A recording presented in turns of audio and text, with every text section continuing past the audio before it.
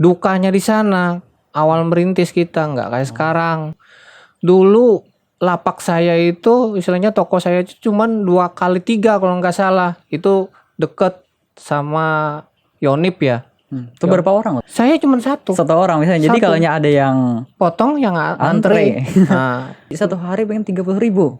iya. 30.000. Karena pelanggan yang datang kan cuma 3. Kadang dibayar sewa nanti. belum. Kan? Jadi kadang ada yang jong. Hai, terima kasih sudah ngeklik video ini. Dukung channel ini dengan cara subscribe dan share karena ada motivasi dan edukasi di dalamnya. Tonton sampai habis agar Anda bisa memahami isinya. Oke, selamat menonton. 4, 3, 2, 1, buka lawang. Selamat datang Bang R. Wis. Apa kabar nih Bang? Alhamdulillah sehat walafiat. Alhamdulillah. Sorry teman-teman, saya pakai kacamata Wis, agak silau ya?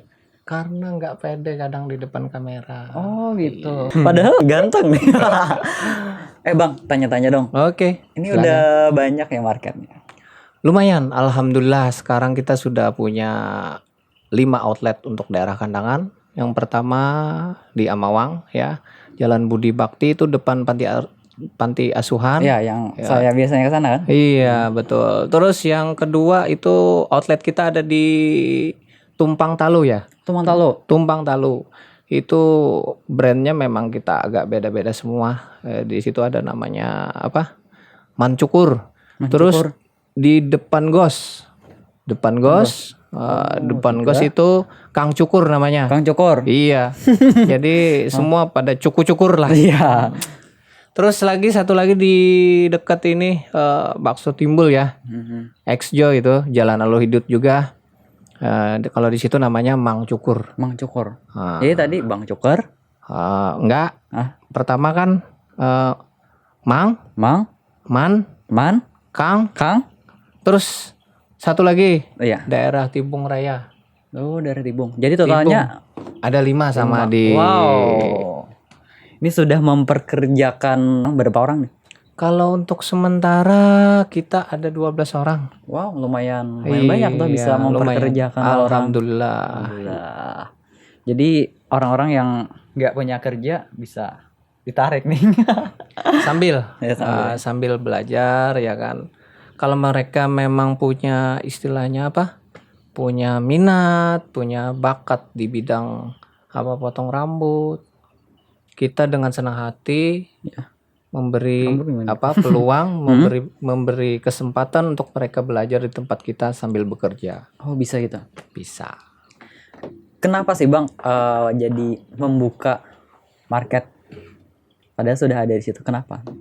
Sebetulnya begini, salah satunya itu tadi. Saya pengen membantu istilahnya anak-anak muda yang memang berbakat di bidang itu sambil belajar, sambil cari pengalaman, sambil bekerja. Wow. Nah, harapan saya ke depan ya kan dengan adanya ilmu yang saya berikan, pengalaman yang mereka dapat selama ikut dengan saya bisa mereka pakai untuk istilahnya manfaat orang banyak. Terlebih lagi paling minimal untuk diri sendiri kan. Otomatis ke depan mereka dengan keadaan yang sekarang ya kan, artinya persaingan untuk bekerja itu sulit. Iya. Sekarang lebih arahnya ke skill. Kalau mereka punya skill dimanapun mereka berada, insya Allah mereka pasti bisa makan lah istilahnya, kasarnya begitu. Wow, luar biasa. Jadi ini adalah tujuan yang mulia ya. Alhamdulillah, insya Allah mudah-mudahan begitu ya. Tanya lagi dong Bang, emang latar belakang. Nah, dulunya orang tua Bang R ini apakah juga pengusaha potong rambut atau bukan? Nah itu yang saya bingung. Kenapa jadi bingung gini? Jadi dari kakek, orang tua sampai sebagian saudara-saudara saya itu latar belakangnya pegawai ASN gitu ya sekarang ya.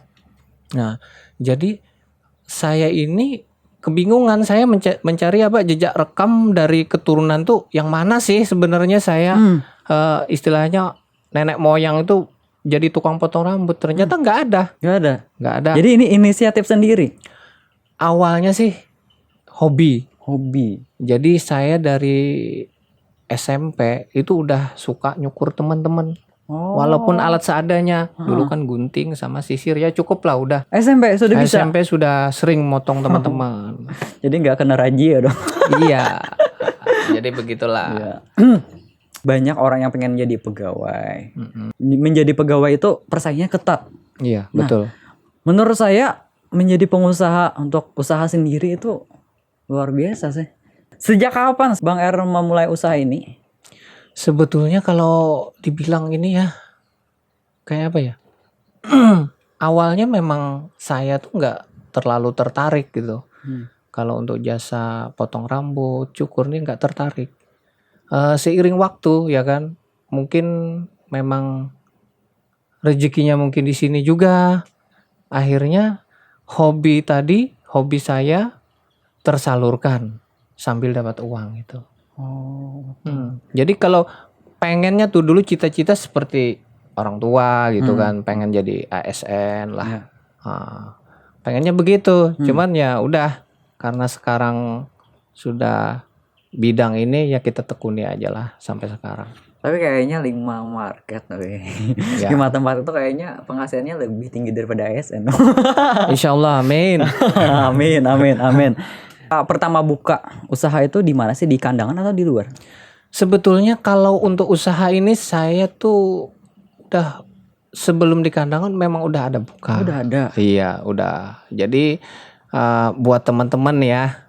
Nah, ini sebagian istilahnya histori saya ya dalam jasa potong rambut, ngelola usaha segala macam. Itu nggak ada yang langsung instan. Ibarat kayak pohon itu ya. Hari ini tanam, besok nggak mungkin langsung memetik buahnya. Perlu proses. Betul. Saya pun begitu. Jadi awal-awal kita buka usaha itu istilahnya pahitnya itu memang juga harus dirasain gitu loh. Jadi yang untuk sekarang alhamdulillah kalau dari awal saya ngerintis di kandangan ini mungkin teman-teman yang kenal sama saya untuk daerah kandangan dan sekitarnya tahu. Dulu lapak saya itu istilahnya toko saya cuman 2x3 kalau nggak salah. Itu deket sama Yonip ya. Itu berapa orang lo bisa? Saya cuma satu orang misalnya. Jadi kalau ada yang potong yang antre. Nah, jadi dukanya di sana awal merintis kita nggak kayak sekarang. Jadi kemarin 1 hari itu kadang ada nunggu itu tuh maksudnya kita nunggu pelanggan datang. 1 hari kadang ada 3 1 hari. Tapi dulunya berapa sih biasanya?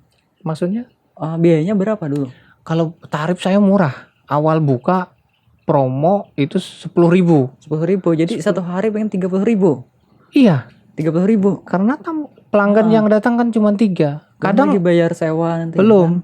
Jadi kadang ada yang jong. Ada yang jong. Iya. Sepi sama sekali. Jadi untuk bulan pertama sampai 2 bulan selanjutnya lah itu nggak bisa diprediksi. Dalam artian namanya kita merintis ya, namanya kita menunggu ya pasti begitulah.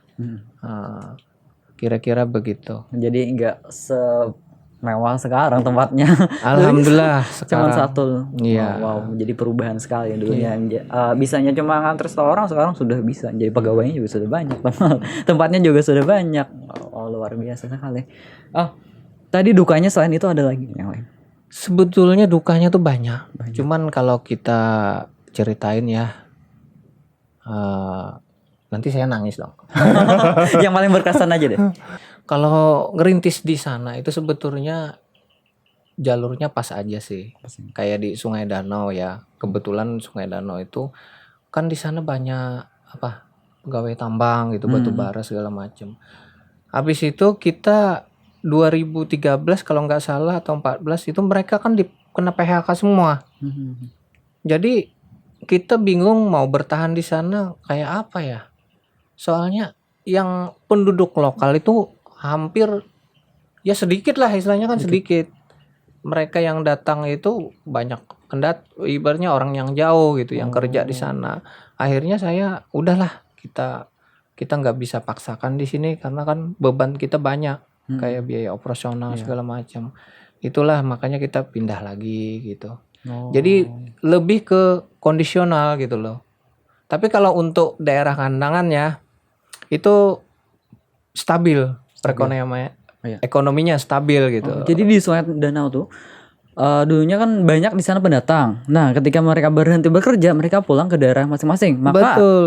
usahanya jadi sepi. Betul. Artinya orang di sana kan nggak ada, penduduk lokal kan sedikit. Di sana rumah sendiri atau nyewa atau gimana? Masih ngontrak. Masih ngontrak. nyewa, Oh, iya. jadi harus ada pendapatan. Iya, harus Jadi wajib. kemudian balik ke kandangan dan ternyata alhamdulillah di kandangan. Lumayan. Tapi orang kandangan keren-keren. Mereka tahu di fashion, model segala macam. Anak mudanya, wah, gila bu coy. Sama udah kayak Iya. Banjarmasin, Banjarbaru udah sama. Stylenya bagus sudah. Saya udah perbandingan istilahnya Bandung 6 bukan jelek-jelekan kan ya. Tapi kandangan tuh ujar orang bahasa kandangan bungas. Oh iya. Kandangan bungas. Wow. Motivasi Bang R ini apa sih? Dulunya kan cuma satu tadi kontrak, terus ada yang sepi, terus motivasinya sampai seperti ini apa sih motivasinya? Ya itu tadi. Yang pertama saya pengen membagi ilmu saya. Membagi ilmu. Kalau ngasih uang mungkin saya nggak bisa ya. Bahasa kandangannya memberi duit tuh awam kita. Iya. Iyalah. Berbuat baik itu nggak mesti selalu dengan Uang. uang. Betul. Iya, ilmu pun juga bisa. Kan nanti begini kan. Kalau istilahnya di agama tuh kan, ini ke agama nih, kayak ustadz saya nah.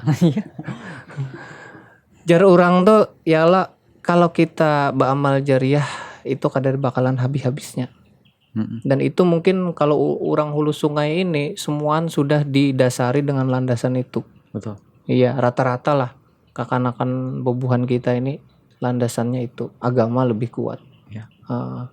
Jadi dasar itulah yang diajarkan oleh orang tua kita bahwasanya uang itu bisa habis. Betul. Tapi kalau ilmu itu kemanapun kapanpun bisa dipakai.